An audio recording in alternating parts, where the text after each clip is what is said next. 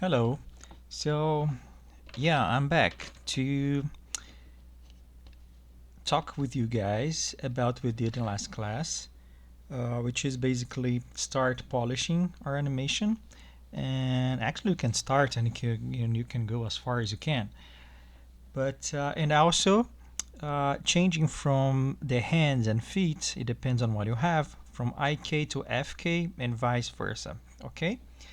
So what I have here is the blocking and breakdowns. So I have all my basic poses and my in-between poses where I left, and they are in the stepped tangent, which means that's why you see the change from one pose to another like looks broken. That's called the stepped tangents. Let me show you guys what is this about. Where's my graph editor? Here it is. Okay, so let me stop this and select the controllers for my guy. I just hide my camera. Anyway, when I select the controllers and I see my graph editor, I'm selecting all the controllers. I'm select just one. It's easier. So when I go to my graph editor, they are like this, right? So they are making those steps, and that's why it's called step tangents. I asked you guys to change to stepped in the breakdown stage, and then in class I told you to check the timing if it's good. I checked my timing. I think it's good. It's fast enough, not slow. Everything is working. Although we can always adjust this in the future, we can always change. And so that said, I will select everything here, and then I'm gonna go to my graph editor again. Is this the graph editor? No. And I will change to auto or spline. Sometimes people animators say when you change to spline is actually move again from this stepped version to a curved and nice and smooth curves. Okay. Okay, so we're gonna do that, but it's up to you. You can choose if you want to change everything, all the keys. So we would select everything and change it to auto, or you can select only in the part you were working on. So let's say I want to work on this part. I want to work from this pose, which is pose 47 in my case, to pose 50. Okay, then I would select the keys in 47 and the keys in 50, and I know because it says up here, and then I would change it to auto. Okay, with that done, we have this pose go into this pose in a smooth way. Maya built the poses in between, right? Let me show you up here. So you guys can see that from, let me select just one controller. So from this pose 47 to this key pose 50, you guys can see there's a smooth curve on everything. Okay, actually this smooth curve continues until pose 51, because when you select a tangent to change, it will actually change what happens after that curve. Okay, so we're gonna work in this part and started polishing, and I chose this because I have an IK hand here and I want to change to FK. Okay, so first thing, when I selected everything, my which is this yellow thing, I was on frame 50. So when I selected everything, notice that I selected the FK controllers for the arm.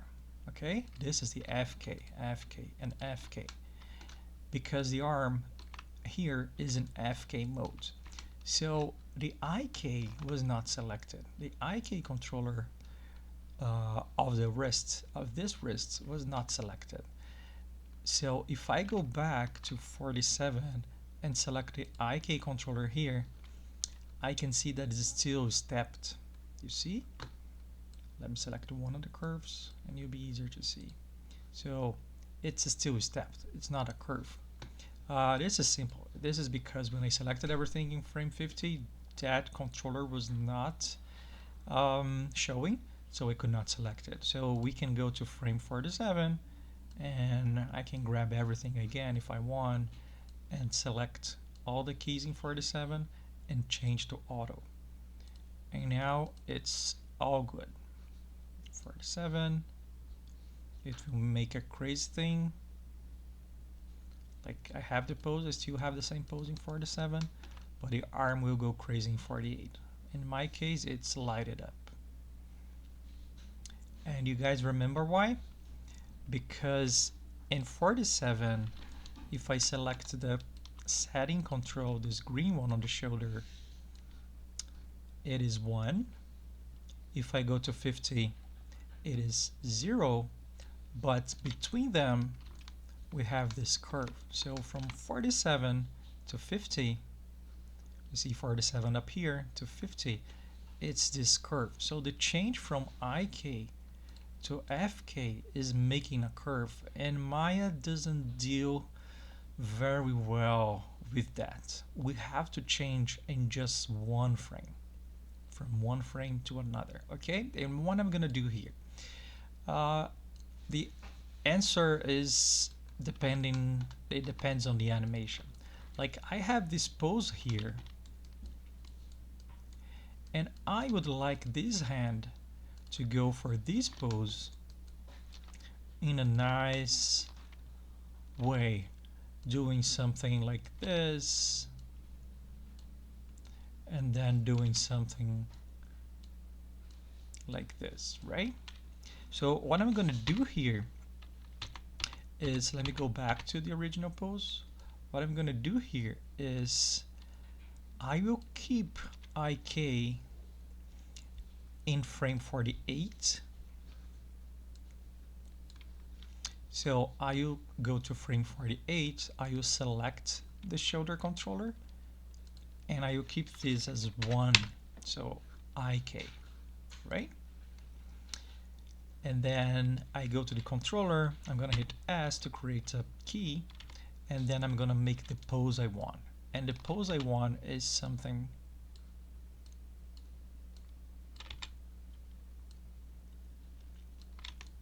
like this. I will even select the knuckles controllers,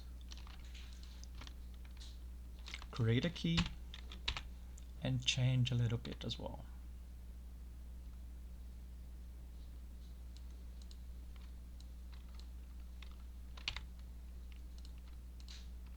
Let me change it up.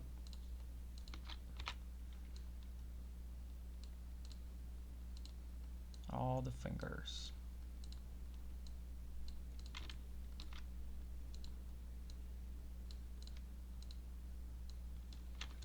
Cool. Let me check. So frame 47, frame 48, 47, 48. Yeah, I'm gonna rotate a little bit more. 47, 48. Let me check from this view. Yeah, we have an intersection here in 47, but I'm not seeing those details right now, okay? If I would work on a really perfect animation, I would have to fix all of this.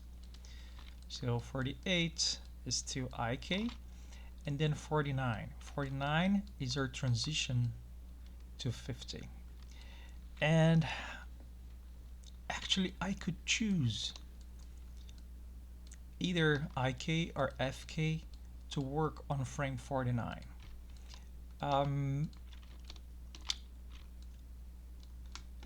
Let's work with IK. So I'm gonna change from IK to FK in 49 to 50.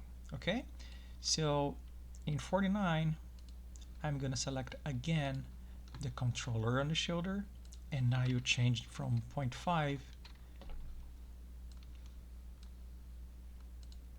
to 1.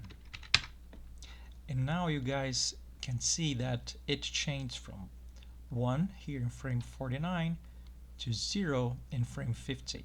So now we are on an ideal situation, okay? But when we have an IK hand, the IK hand want to stay where it was before, right? Because it doesn't follow FK arms and hands, they follow the chest, but IK don't. So the pose I have in 48, it's basically the same pose we have in 49. It wants to keep there. It's changing a little bit actually, but anyway. So I'm gonna create a key in 49, and I'm gonna rotate and place in a pose that is between 49, actually 48 and 50.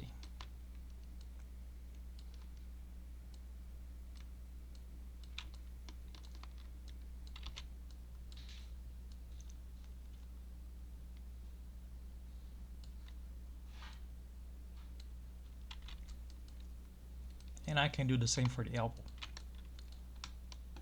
Actually, I should do the same for the elbow, because in 50 the elbow, well, the elbow is pointing, kind of pointing up, but I'm gonna bring this a little bit down. And in 48 I'm gonna create a key and bring a little up.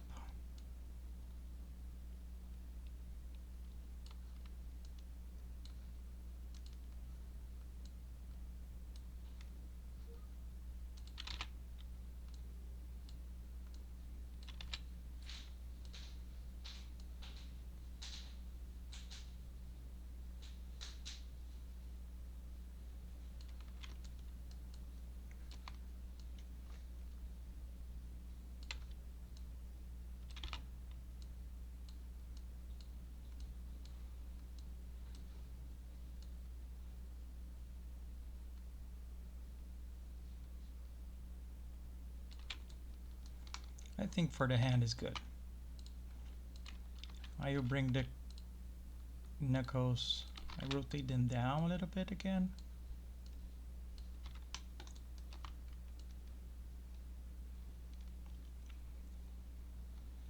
Yeah, and I think that's it. It's a very fast action, so that's why there's a lot of change from one frame to another.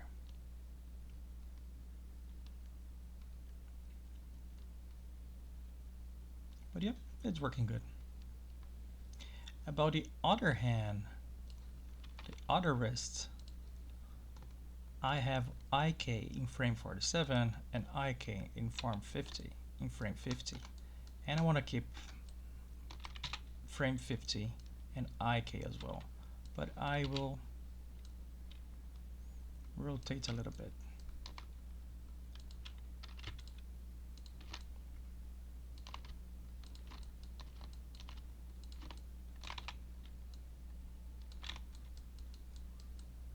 But keeping IK.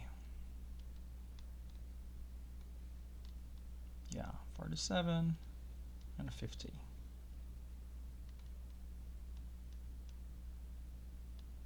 Yep, that's it. And we're gonna keep polishing, doing the same thing. Like in 47 and 50, from one pose to another, it's very straightforward. There's no big change. But I see here that I want my guy to change a little bit sooner, make the action a little bit smoother, right? So from 50 to 51, there's a big jump. So I want in 50 the hip to be more similar to 51. So I can always change that, right? And I want the head to look sooner in that direction. So in 47 I'm gonna keep like this, but in 48 I want the chest and the head to rotate a little bit more. Let me just do this one at a time. So chest and head. So polishing is about this, is first changing from stepped to auto or spline, and then adjusting your key poses and creating keys in between if you need for only the controllers you need. Okay, so you guys can do this for the whole animation, and I will do this in mine. And always remember that we change from IK to FK in only one frame. So in one frame, our controller that controls the IK and IK, this controller must be 1 or 0 in one frame, and then in the next frame must be, if it's 1 here, then it must be 0 in the next one, or vice versa. Okay, and this is for every time you change from IK to FK in any controller, in any rig. You can always use this change in just one frame. Okay, even better, if you want, if you want to walk an extra mile, if you change to stepped, back to stepped, so you would have something like this. For this, you have to select the first controller, like for the change is happening here. We select the first one and we change to stepped. Okay, this is even better because if you're working for a movie, for example, in the future, this will make a really fast change, like an immediate change, because in movies we have what's called motion blur, and motion blur uses, we call steps. It's like subframes here to calculate the motion blur. So if you have a change like this, it will not affect the motion blur. It will be a more smooth motion blur in a way that we know any crazy blur that we don't want.